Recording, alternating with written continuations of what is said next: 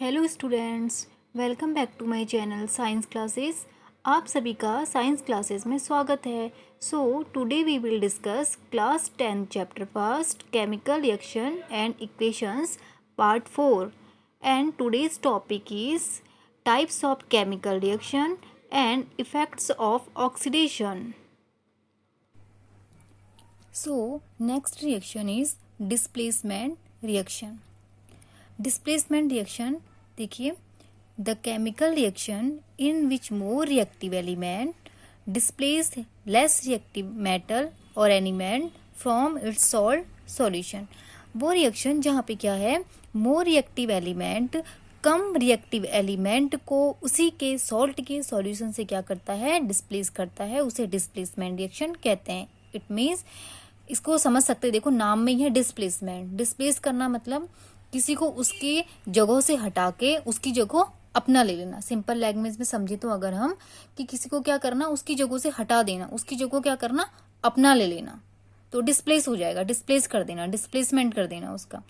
अब रिएक्शन में क्या है, अब ये होता है रिएक्शन में। अब इस तरीके की जो रिएक्शन है उनमें क्या होता है कि एलिमेंट क्या करता है ना, अब इसमें दो तरह के एलिमेंट होते हैं। एक होता है कि ज्यादा रिएक्ट करने वाला एलिमेंट जो जल्दी किसी से रिएक्ट कर लेता है, एक होता है कम रिएक्टिव एलिमेंट।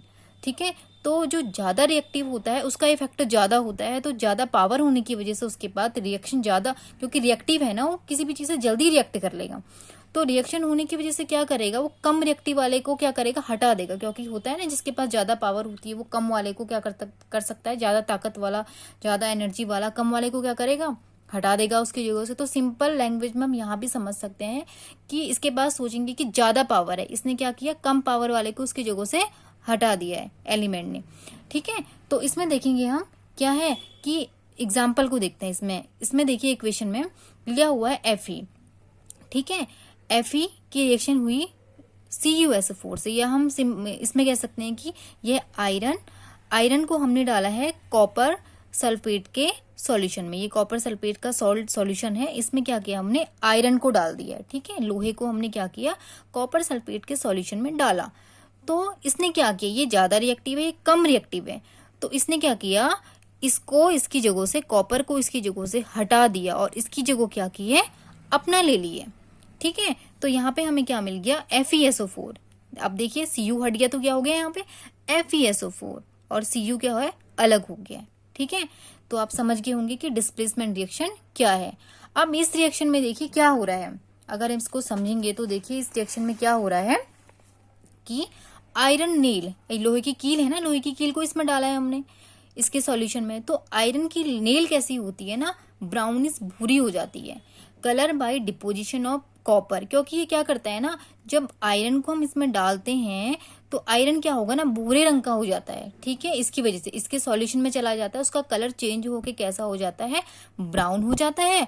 और क्या है, अब देखिए CuSO4 का भी अपना कुछ कलर होगा पहले, और उसका कलर जो होता है वो कैसा होता है, ब्लू होता है, इसका कलर होता है ब्लू। अब देखो जब इसने इसको हटाया तो इसका कलर ब्राउन हो गया, और कॉपर सल्फेट का सॉल्यूशन पहले ब्लू था, अब ये बन गया है FeSO4, और इसका कलर कैसा हो गया है, डर्टी ग्रीन हो गया है। किसकी वजह से, due to formation of FeSO4। Okay, अब इसमें दी हुई है नेक्स्ट रिएक्शन, वो है इसमें ZnSO4 की CuSO4 के साथ। इसमें भी देखिए Zn जो है वो मोर रिएक्टिव मेटल है, और Cu जो है वो लेस रिएक्टिव मेटल है। ओके, अब इसमें देखिए Zn जो है वो मोर रिएक्टिव मेटल है, Cu जो है लेस रिएक्टिव मेटल है। अब Zn ने क्या किया, CuSO4 के सॉल्यूशन से Cu को क्या किया, डिस्प्लेस कर दिया है, और इसका प्लेस अपना ले लिया है, तो ये बन गया ZnSO4, कॉपर अलग हो गया है। ओके, तो इसमें लिखा हुआ है कि Zn is more reactive than copper. अब जो ये है, कौन सा जो एलिमेंट रिएक्टिव है, कौन सा लेस रिएक्टिव है, मोर रिएक्टिव मेटल है, तो ये आपकी रिएक्टिविटी सीरीज है आगे चैप्टर में, तो हम इसको आगे पढ़ेंगे। तो आप लोग क्या करेंगे, रिएक्टिविटी सीरीज को भी लर्न कर लेंगे, क्योंकि ये क्वेश्चन जो है, इससे भी एक क्वेश्चन जो है वो एग्जाम में बनता है।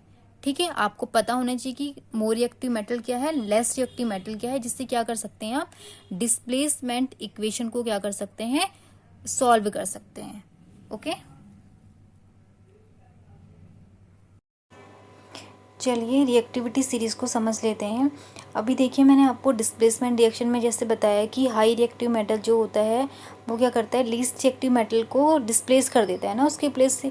अब इसमें देखिए हाई रिएक्टिव मेटल क्या है, मोस्ट रिएक्टिव क्या है, लीस्ट रिएक्टिव क्या है। जैसे जो ऊपर हम स्टार्ट करते हैं ऊपर से नीचे को आना, तो इसमें देखिए potassium, sodium, calcium, magnesium, aluminium, zinc, iron, lead, hydrogen, copper, mercury, silver, gold, ये सब क्या हैं, मेटल।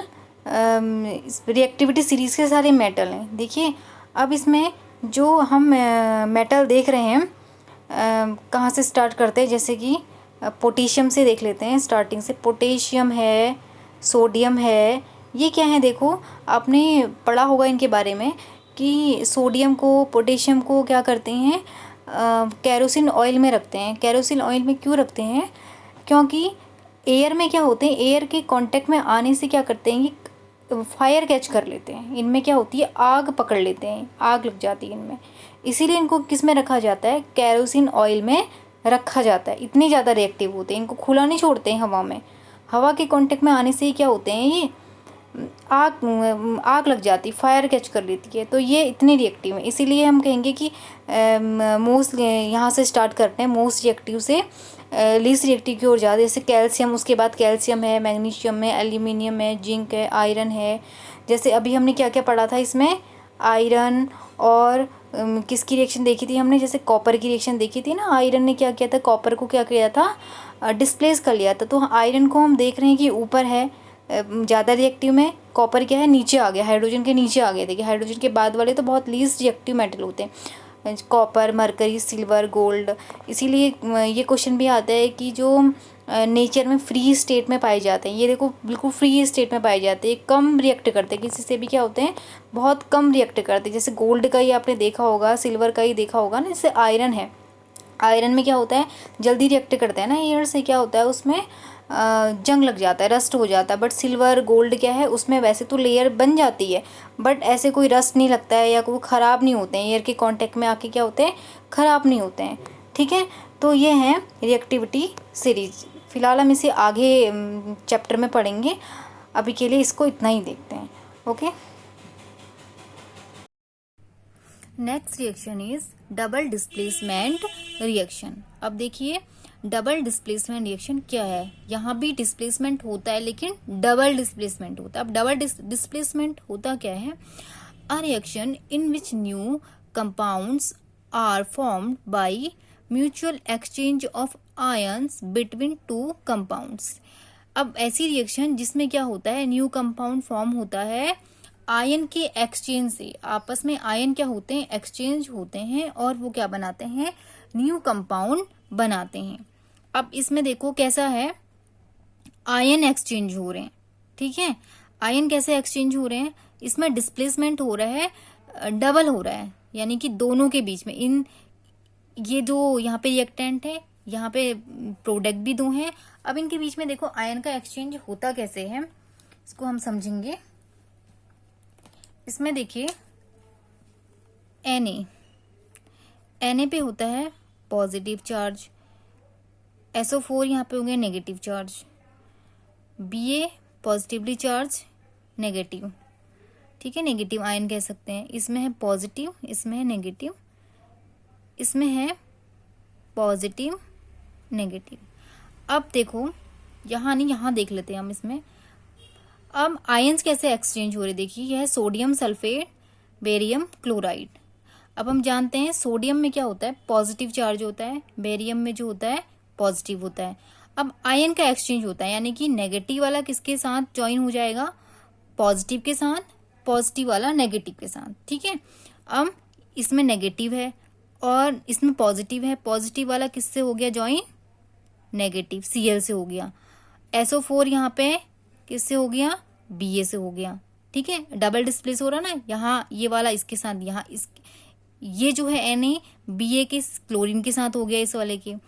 SO4 जो है ये Ba के साथ क्या हो गया, मिल गया है। तो ये बन गया हमारा, इससे तो हमारा बन गया BaSO4, हमें क्या मिल गया, BaSO4। ठीक है, आयन एक्सचेंज हो गए ना इनके आपस में। और यहाँ पे हमें क्या मिल गया है, NaCl, ठीक है। तो वो रिएक्शन जो क्या होते हैं, आयन के क्या होते हैं, एक्सचेंज, आपस में आयन क्या है इनके एक्सचेंज हो गए हैं, तो ये रिएक्शन क्या कहलाएगी, डबल डिस्प्लेसमेंट रिएक्शन।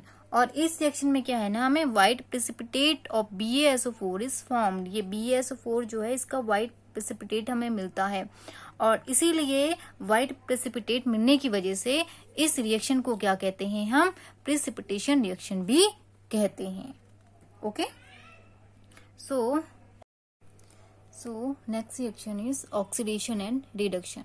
देखिए ऑक्सीडेशन रिएक्शन क्या है, the addition of oxygen to reactants to removal of hydrogen from a reactant. इसका मतलब कि रिएक्टेंट में ऑक्सीजन का ऐड होना और हाइड्रोजन का निकलना क्या होती है, ऑक्सीडेशन रिएक्शन होती है, ठीक है। ऑक्सीजन का ऐड होना, हाइड्रोजन का निकलना क्या कहलाता है, क्या होती है, ऑक्सीडेशन रिएक्शन। अब इसमें देखेंगे हम, कार्बन में ऑक्सीजन क्या है, यहाँ पे ऐड हो रहा है, तो ये है क्या बना, क्या मिला इसमें हमें, CO2, ठीक है। कार्बन में ऑक्सीजन ऐड होके क्या मिला, CO2, तो ऑक्सीडेशन रिएक्शन है। कॉपर में ऑक्सीजन ऐड हो रहा है, यहाँ पे क्या बन रहा है, कॉपर ऑक्साइड। अब यहाँ पे देखेंगे आप किसमें है, हाइड्रोजन और ऑक्सीजन, ऑक्सीजन यहाँ इससे ऐड हो रहा है तो ये बना रहा है H2O, ठीक है। तो ये क्या है, ऑक्सीडेशन रिएक्शन की कुछ एग्जाम्पल है। अब समझेंगे रिडक्शन क्या है। देखिए रिडक्शन में क्या होता है, उसी का अपोजिट है, the addition of hydrogen to reactant, ठीक है। The addition of hydrogen to reactant, the removal of oxygen from the reactant, यानी कि रिएक्टेंट में क्या होना, हाइड्रोजन का ऐड होना या रिएक्टेंट से हाइड्रोजन ऑक्सीजन का रिमूव होना। उसमें क्या है, हाइड्रोजन रिमूव हो रहा था, ऑक्सीजन ऐड हो रहा था। रिडक्शन में क्या है, ऑक्सीजन क्या है, रिमूव हो रहा है और हाइड्रोजन ऐड हो रहा है, तो उसे क्या कहेंगे, रिडक्शन रिएक्शन कहते हैं। अब यहाँ पे देखिए इस रिएक्शन में हम समझ सकते हैं रिडक्शन को, यहाँ पे ऑक्सीजन CuO, कॉपर ऑक्साइड से क्या है, ऑक्सीजन रिमूव हट गया है, कॉपर से क्या है, हट गया, ऑक्सीजन नहीं है इसमें आ गया ऑक्सीजन ही, तो यहाँ पे क्या हो रहा है, रिडक्शन हो रहा है। अब ये रिएक्शन ऐसी है ना, इसमें ऑक्सीडेशन भी है और रिडक्शन भी हो रहा है। अब यहाँ पे देखो ऑक्सीजन है, इसमें क्या है, O2 ऐड हो गया है, ऑक्सीजन ऐड हो गया है, H2O बन गया है, H के साथ O ऐड हो गया है, तो ये ऑक्सीडेशन हो गया है।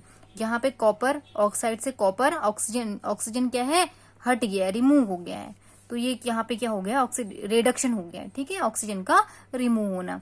तो अब ऐसी भी रिएक्शन होती हैं जिसमें ऑक्सीडेशन रिडक्शन एक साथ होता है, ठीक है। अब उस रिएक्शन को क्या कहते हैं, रिडॉक्स रिएक्शन कहते हैं। इन this reaction copper oxide is reduced to copper and hydrogen is oxidized to H2O. So oxidation and reduction taking place together is redox reaction. इसीलिए इस रिएक्शन को क्या कहते हैं, redox रिएक्शन कहते हैं। हाँ, तो जो मैंने आपको एग्जाम्पल समझाए हुए हैं वो NCERT बुक से मैंने लिए हैं, तो इसमें भी देखिए जो अभी मैंने आपको समझाया, इसमें क्या है, वही रिएक्शन देखिए, ZnO plus carbon Zn plus CO, और दूसरी मैंने आपको समझाई MnO2 plus 4HCl gives MnCl2 plus 2H2O Cl2। तो यहाँ पे देख सकते हैं जो रिएक्शन दी हुई हैं आपकी 1.31 1.32 में, इसमें लिखा भी है कि carbon is oxidise to carbon monoxide, ठीक है। कार्बन कहाँ पे ऑक्सीडाइज हुआ, कार्बन ने किसको ऑक्सीडाइज किया है, CO को, and ZnO is reduced to Zn, ठीक है। और ZnO में से क्या है, क्या रिड्यूस हुआ है, Zn को रिड्यूस किया है, ठीक है। तो हम कह सकते हैं कि HCl is oxidise to Cl2, और यहाँ पे क्या है, दूसरी वाली रिएक्शन में दिया है जो HCl ने किसको ऑक्सीडाइज किया, Cl2 को, whereas MnO2 is reduce to MnCl2। Okay, ये मैंने आपको अभी समझा दिया था। अब इसमें देखिए एक एक्टिविटी, आपको मैंने ये रिएक्शन पहले भी समझाई थी, पहले भी बार बार मैंने आपको बताई थी कि मैग्नीशियम की ऑक्सीजन के साथ, तो इसमें दिया भी हुआ है कि आपने बताना है, आप लोग कमेंट में इसे बताएंगे, कमेंट बॉक्स में इसमें मुझे बताएंगे इसका आंसर क्या होगा, कि मैग्नीशियम रिबन को जब हम बर्न करते हैं with a dazzling flame in air oxygen and change into a white substance, magnesium oxide is magnesium being oxidised और रेड्यूस इन दिस रिएक्शन। तो आप लोग बताएंगे कि मैग्नीशियम जो है वो ऑक्सीडाइज हुआ या रेड्यूस हुआ इस रिएक्शन में, ठीक है। एक बार फिर से बता दूँ, Mg+O2 जिसमें हमें क्या मिल रहा था, MgO। ओके, तो आपने इसमें बताना है, मैग्नीशियम के लिए पूछा है कि मैग्नीशियम क्या होगा, ऑक्सीडाइज्ड होगा या रिड्यूस होगा इस रिएक्शन में। ठीक है, आप लोग इसका आंसर मुझे कमेंट बॉक्स में दे सकते हैं। देखिए एनसीईआरटी बुक में क्वेश्चन नंबर 3 दिया हुआ है, identify the substances that are oxidised and the substances that are reduced in the following reaction. अब आप ये 2 रिएक्शन दी हुई हैं, इसमें आपको बताना है कि कौन सा सब्सटेंस ऑक्सीडाइज्ड हो रहा है, कौन सा रिड्यूस्ड हो रहा है। ठीक है, पहली जो रिएक्शन है 4Na+O2, तो इसमें हमें मिल रहा है 2Na2O, और सेकंड है CuO+H2, इसमें हमें मिल रहा है Cu+H2O। तो ये 2 रिएक्शन हैं, इसमें आप बताएंगे क्या ऑक्सीडाइज्ड हो रहा है, कौन सा सब्सटेंस रिड्यूस्ड हो रहा है, और इसका आंसर भी आप मुझे कमेंट बॉक्स में देंगे। Okay, so our next topic is the effects of oxidation reactions in everyday life. ठीक है, ऑक्सीडेशन के जो इफ़ेक्ट होते हैं हमारी डेली की लाइफ में वो हम पढ़ेंगे, और वो इफ़ेक्ट हम पढ़ेंगे कोरोजन एंड रेंसिडिटी। ठीक है, अब देखिए आपने देखा होगा, अगर हम कोरोजन को समझे कि जब हम आयरन आर्टिकल्स, जब हम लोहे की वस्तुएं जब हम लेते हैं, तो जब हम लेते हैं तो कैसी होती है, उनमें चमक होती है। ठीक है, जब वो नए होते हैं, लेकिन कुछ समय बाद हम क्या देखते हैं, उसको हम खुला छोड़ देते हैं, तो उसमें क्या होती है, रेडिश ब्राउन कलर की क्या होती है, एक कोट चढ़ जाती है, परत चढ़ जाती है, जब हम उसे क्या करते हैं, खुला छोड़ देते हैं हवा में। तो यही प्रोसेस मैंने अभी आपको आगे भी बताई थी, पहले भी पढ़ा दी है। तो ये जो प्रोसेस होती है वो क्या होती है, रस्टिंग ऑफ आयरन। ये सिर्फ किसके लिए है, आयरन को खुला छोड़ने में, लोहे की वस्तुओं को खुला छोड़ने में क्या होता है, उसमें एक परत चढ़ जाती है रेडिश ब्राउन कलर की, तो उसे हम क्या कहते हैं, जंग बोलते हैं। ठीक है, अब लेकिन क्या है, इसके अलावा भी आपने बाकी मेटल्स में देखा है कि वो किस प्रकार से उनका कलर चेंज होता है। ठीक है, किस किस कलर में, जैसे कि कॉपर में क्या होता है, सिल्वर को खुला छोड़ने में क्या होता है। ठीक है, तो इसके अलावा भी बाकी मेटल्स भी क्या होते हैं, एयर में जब उनको क्या करते हैं, हम एयर में खुला छोड़ देते हैं, तो उनमें भी क्या होती है, कोट यानी कि एक परत चढ़ जाती है। तो अगर सारे मेटल क्या होते हैं, या इसके अलावा कोई और भी जो पदार्थ होते हैं, सब्सटेंस होते हैं, क्या होते हैं, चाहे वो मॉइस्चर है, चाहे वो एसिड है, चाहे हम उसको ऐसे खुला छोड़ दें, इनके कांटेक्ट में आने से क्या होते हैं, उनमें कोई लेयर बन जाती है, या इनको क्या करते हैं, ये अटैक कर देते हैं। तो इस प्रोसेस को क्या कहते हैं, हम कोरोजन कहते हैं। ठीक है, इसे हम आगे और समझेंगे, आगे देखेंगे। और दूसरा हम पढ़ेंगे रेंसिडिटी। रेंसिडिटी क्या है कि आपने देखा होगा बहुत सी चीज़ें, जैसे कि हम खाने वाली चीज़ें होती हैं जो हम खाते हैं, जैसे when fats and oils are oxidised they become rancid and their smell and taste change. जब खाने, जैसे फैट और ऑयली चीज़ें होती हैं ना, तली भुनी जो चीज़ें होती हैं, फैट्स होता है, उनमें क्या होता है, वो हम उनको भी हम खुला रख देते हैं, तो वो क्या होते हैं, ऑक्सीडाइज्ड हो जाते हैं, एयर के कांटेक्ट में आके वो ऑक्सीडाइज्ड हो जाते हैं। तो उसी प्रोसेस को हम रेंसिडिटी कहते हैं। इसमें क्या होता है, रेंसिडिटी में जो फैट्स एंड ऑयल्स होते हैं उनको खुला छोड़ने में उनका क्या होता है, आपने देखा होगा कि उनकी स्मेल चेंज हो जाती है, उनका टेस्ट चेंज हो जाता है। ठीक है, इसीलिए है, इसमें बताती हूँ आपको इनको क्या करते हैं, आपने कैसे प्रिजर्व करते हैं, आगे पढ़ेंगे हम। तो आपने इसके अलावा देखा भी होगा, do you know that chips manufacturers usually flush bag of chips with gas such as nitrogen to prevent the chips from getting oxidized। क्या आप जानते हैं कि जो चिप्स बनाने वाले होते हैं वो क्या करते हैं, फ्लश बैग में चिप्स के फ्लश बैग में क्या करते हैं, यानी हवा भर देते हैं, एयर होती है ना उसके अंदर, या एक गैस भर देते हैं। वो गैस क्या होती है, नाइट्रोजन होती है। ठीक है, to prevent the chips from getting oxidise. क्या आप जानते हैं इस बात को, तो इसको भी हम आगे देखते हैं। चलिए, effects of oxidation in daily life. First, corrosion. अब कोरोजन क्या है, when metal is expose to moist air, acid etcetera, जब किसी मेटल को क्या करते हैं, किसी मॉइस्चर में, एयर में या एसिड में क्या करते हैं, एक्सपोज्ड कर देते हैं, खुला छोड़ देते हैं या रख देते हैं या इनके कांटेक्ट में आता है फॉर द सम टाइम, कुछ समय के लिए, ठीक है, कुछ समय के लिए अगर किसी मेटल को किसी मॉइस्चर में, एयर में या एसिड में हम खुला छोड़ देते हैं, layer of hydrate oxide is formed, तो इसमें एक लेयर बन जाती है, किसकी लेयर, हाइड्रेट ऑक्साइड की, which weakens the metals and hence metal is said to be corroded. तो ये क्या करता है, मेटल को वीकेंस कर देता है, यानी कि कमज़ोर कर देता है कहते हैं, ठीक है, ख़राब करने लग जाता है धीरे धीरे। तो उस प्रोसेस को हम क्या कहते हैं, या वो मेटल क्या कहलाता है, कोरोडेड, और इस प्रोसेस को हम कहते हैं, this process is called corrosion. Okay, rusting of iron, black coating on silver and green coating on copper are example of corrosion. तो रस्टिंग ऑफ आयरन, ठीक है, आयरन में रस्ट होना, black coating on silver, silver में कैसी coat चढ़ जाती है, ब्लैक कोट, यानी कि काले रंग की परत, हमें आपने देखा होगा चांदी की चीज़ों में, चांदी कैसा होता है, ऊपर से ब्लैक कलर की उसमें कोट चढ़ जाती है, और कॉपर में आपने देखा होगा ग्रीन कलर की कोट चढ़ जाती है।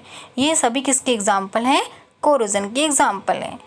Corrosion can be prevented by, अब कोरोजन को हम कैसे कैसे प्रिवेंट कर सकते हैं, गैल्वनाइजेशन, इलेक्ट्रोप्लेटिंग और बाई पुटिंग पेंट्स, ठीक है, किसके द्वारा, corrosion can be prevented by galvanisation, electroplating और बाई पुटिंग पेंट्स लगा के, ठीक है, आपने देखा होगा ना कि पेंट कर देते हैं, लोहे की जो वस्तुएं होती हैं उनको पेंट कर दिया, आपने देखा विंडो वगैरह जो लोहे की होती है ना, आयरन की लगाते हैं, पेंट कर देते हैं, बाकी चीज़ें भी होती हैं लोहे की, उनमें पेंट कर देते हैं।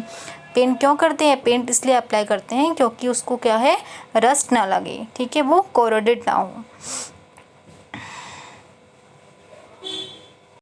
और गैल्वनाइजेशन में क्या होता है, इसमें क्या करते हैं, जैसे आयरन है, स्टील है, उसमें क्या करते हैं, जिंक की लेयर चढ़ा दे, जिंक की कोट उसमें कर देते हैं, ठीक है, उसको प्रिवेंट करने के लिए आयरन को रस्ट से। और इलेक्ट्रोप्लेटिंग में क्या करते हैं, इलेक्ट्रोप्लेटिंग में भी किसी दूसरे मेटल की लेयर को किसी दूसरे मेटल में, यानी कि एक मेटल से दूसरे मेटल को बचाया जाता है, कि एक मेटल की लेयर दूसरे में लगा देते हैं या एक की कोट दूसरे में कर देते हैं, तो उसे कहते हैं इलेक्ट्रोप्लेटिंग, ठीक है। तो ये हो गया कोरोजन। नेक्स्ट है रेंसिडिटी। रेंसिडिटी में मैंने आपको जैसे अभी बताया कि जैसे हम जो फैट्स एंड ऑयल, तली भुनी चीज़ें होती हैं, उनको क्या करते हैं, खुला छोड़ देते, जैसे चिप्स, आपने देखा है चिप्स है तो उसको क्या है, हम खुला छोड़ देते हैं, तो खुला छोड़ने में क्या होता है, कुछ टाइम बाद हम देखते हैं वो ख़राब हो जाते हैं, एयर के कांटेक्ट में आने से उसमें से क्या होती है, बैड स्मेल आने लग जाती है, उसका टेस्ट भी ख़राब हो जाता है। तो ये होती है rancidity. The oxidation of fats and oils when exposed to air is known as rancidity.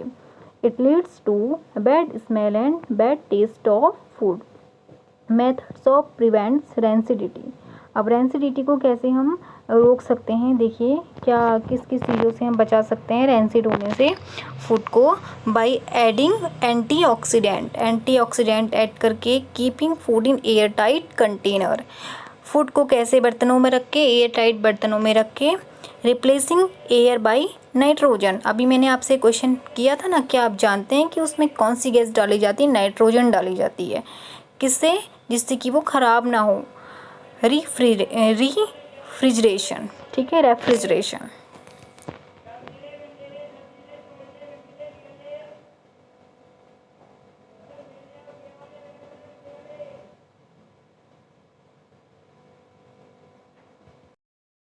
Refrigeration, okay. सो आगे देखते हैं। अब देखिए यहाँ पे कुछ एग्जांपल ऑफ कोरोजन की आपको दिखाती हूँ मैं। देखिए रस्टिंग ऑफ आयरन, आप देख रहे हैं कि इसमें क्या है, जंग लगा हुआ आपको दिखाई दे रहा है ब्राउन कलर का, ओके। नेक्स्ट है एग्जांपल ऑफ कोरोजन, इसमें भी देखिए कोरोजन ऑफ आयरन। अब ये कॉपर में मैंने आपको बताया था ना, ग्रीनिश कलर का, देखिए corrosion in copper, corrosion in aluminium, corrosion in zinc, जैसे कैसे ये ख़राब हो गई हैं तो, या दूसरी इसमें परत चढ़ गई है हवा में, एयर के मॉइस्चर के कांटेक्ट में आने से इनमें। नेक्स्ट देखते हैं, चलिए लेज़, चिली लेमन फ्लेवर। अब देखिए चलिए इसके हम फ्लेवर में नहीं आते हैं, इसे समझते हैं हम। आपने देखा होगा बहुत से लोग ऐसे भी कहते हैं, जब ये लेज़ या ऐसी जो एयर टाइट पैकेट में जो चीज़ें हमें मिलती हैं बंद चीज़ें, तो आपने देखा है उसमें कहते हैं कि अरे इसमें तो क्या है, हवा भरी है, चिप्स तो बहुत है ही नहीं इसमें, सारी तो हवा भरी है। आप देख रहे हैं ना इसमें, तो एक्चुअली में क्या है, उसमें हवा नहीं होती है। वो कौन सी गैस होती है, नाइट्रोजन गैस होती है। ठीक है, क्यों, उसको क्या करने के लिए, प्रिजर्व करने के लिए क्या होती है, उसमें भरी जाती है जो। ओके, तो इसमें देख सकते हैं कि रेंसिडिटी का एग्जांपल है, हमने चिप्स क्या किए, इसमें डाल दिए, किसी बर्तन में, बोल में डाल दिए हैं, तो क्या है, ये एक्सपोज्ड हो जाते हैं, तो क्या होती है, इनमें स्मेल चेंज हो जाती है, इनका टेस्ट भी क्या होता है, चेंज हो जाता है। ठीक है, इसी को क्या कहते हैं हम, रेंसिडिटी। और ये क्या हो जाते हैं, रेंसिड हो जाते हैं। ठीक है, कुछ टाइम में खुला छोड़ने में, इसीलिए ये क्या होती है, इनको एयर टाइट करके रखा जाता है। Air tight bag, air tight, आपने देखा होगा ना, पॉलीथीन में क्या होती है, इसकी हवा भरी होती है। कौन सी गैस होती है वो, कौन सी गैस, जो एयर होती है उसमें नाइट्रोजन गैस क्या करती है, उनको प्रिजर्व करके रखती है। ओके, सो आई होप आपको ये वीडियो पसंद आया होगा। ठीक है, तो कमेंट बॉक्स में देखिए, मैं आपके देख रही थी कमेंट, आपने जो नेक्स्ट टॉपिक की रिक्वेस्ट की है मुझसे पढ़ाने के लिए, बायोलॉजी चैप्टर 6। अब देखिए क्या होता है, मैं स्टार्ट करूँगी नहीं तो उसको। चलिए, अब जो चैप्टर फर्स्ट है उससे एग्ज़ाम में कुछ क्वेश्चन आए हुए हैं, उन्हें देख लेते हैं हम, क्या क्या क्वेश्चन चैप्टर फर्स्ट से बने हुए हैं। ठीक है, अब इसमें देखिए, ये आपको मैंने बताया भी था, इम्पोर्टेंट क्वेश्चन है। ये क्वेश्चन बार बार रिपीट होते हैं एग्ज़ाम में। ओके, जैसे कि ये 25वां क्वेश्चन है, ये मैंने आपको समझाया हुआ, अभी इसे देख लेंगे आप लोग। ठीक है, a solution of a substance x is used for white washing. Okay, तो ये मैंने आपको सॉल्व करवाया हुआ है। इसी में जो इसका नेक्स्ट क्वेश्चन बना हुआ है, why are decomposition reaction called the opposite of combination reaction, write equation for this reaction. Okay, ये क्वेश्चन हो गया आपका। नेक्स्ट 26 में देखेंगे, इसमें है what is oxidation reaction, give one example. तो आप लोग देख सकते हैं, ये तीनों क्या हैं, 3 क्वेश्चन आए हुए हैं एग्ज़ाम में। ठीक है, और इसमें देख सकते हैं आप, ये तीनों क्वेश्चन में, ये क्वेश्चन 25 वाला ये 2 मार्क्स का है, 2 मार्क्स का इसका जो बी है वो बना हुआ है, और ये है आपका 1 मार्क्स का, यानी कि 5 मार्क्स के क्वेश्चन इस चैप्टर से बने हैं। So today we have completed chapter first. And comment box में आपके कमेंट देखे, आपने बायोलॉजी के चैप्टर 6 की रिक्वेस्ट की है, जो है life process. So in my next video I will try to explain biology chapter 6। Okay, so आज के लिए इतना ही, मिलते हैं नेक्स्ट वीडियो में नेक्स्ट चैप्टर के साथ। Thanks for watching.